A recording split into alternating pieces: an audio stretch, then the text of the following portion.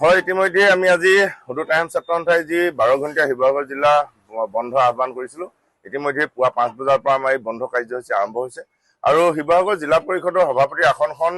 জনজাতীয় লোকৰ বাবে সংৰক্ষণৰ যি সিদ্ধান্ত চৰকাৰে গ্ৰহণ কৰিছিলে, এই হঠকাৰী সিদ্ধান্তৰ বিৰোধিতা কৰি আচলতে আমি সদৌ টাইমছ ছাত্ৰসন্থাই 12 ঘণ্টীয়া শিৱসাগৰ জিলা বন্ধ ঘোষণা কৰিছিলোঁ আৰু পুৱা 5 বজাৰ পৰা আৰম্ভ হোৱা এই কাৰ্যসূচীত ইতিমধ্যেই শিৱসাগৰবাসী ৰাইজে স্বতঃস্ফূৰ্তভাৱে আমাৰ সঁহাৰি জনাইছে। সকলোবিলাক ব্যৱসায়িক প্ৰতিষ্ঠানৰ লগতে চৰকাৰী বেচৰকাৰী সকলোবিলাক অনুষ্ঠান প্ৰতিষ্ঠান আছে ইতিমধ্যে আচলতে বন্ধ হৈছে আৰু শিৱসাগৰবাসী ৰাইজে আচলতে যিধৰণে সঁহাৰি আগবঢ়াইছে আমি প্ৰথমতে আমি সকলো ৰাইজক আমি ধন্যবাদ জ্ঞাপন কৰিছোঁ আৰু আমি আটাইচোৱে আচলতে বিশেষ যিবিলাক সেৱা আছিলে এই সেৱাবিলাক ইতিমধ্যে আমি ৰেহাই দিছোঁ বুলি আমি কালিয়ে ঘোষণা কৰিছিলোঁ আৰু লগতে যিহেতু শাওণ মাহৰ সোমবাৰ শিৱসাগৰৰ শিৱদৌলত আচলতে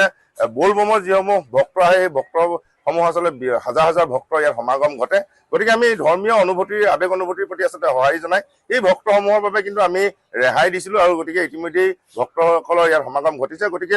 তাৰ বাহিৰে আচলতে বাকী যিবিলাক সকলোবিলাক অনুষ্ঠান প্ৰতিষ্ঠান বন্ধ আছে। গতিকে আমি পুনৰবাৰ সকলো ৰাইজক আমি আহ্বান জনাইছোঁ যে শিৱসাগৰ ৰাইজৰ আৱেগ অনুভূতিৰ আঘাত অনাই যি এই হঠকাৰী সিদ্ধান্ত, এই সিদ্ধান্তৰ বিৰোধিতাৰে আপোনালোক সকলোৱে আমাক আজি এই বন্ধ কাৰ্যসূচী সফল ৰূপায়ণৰ ক্ষেত্ৰত সহযোগিতা আগবঢ়াওক। আমি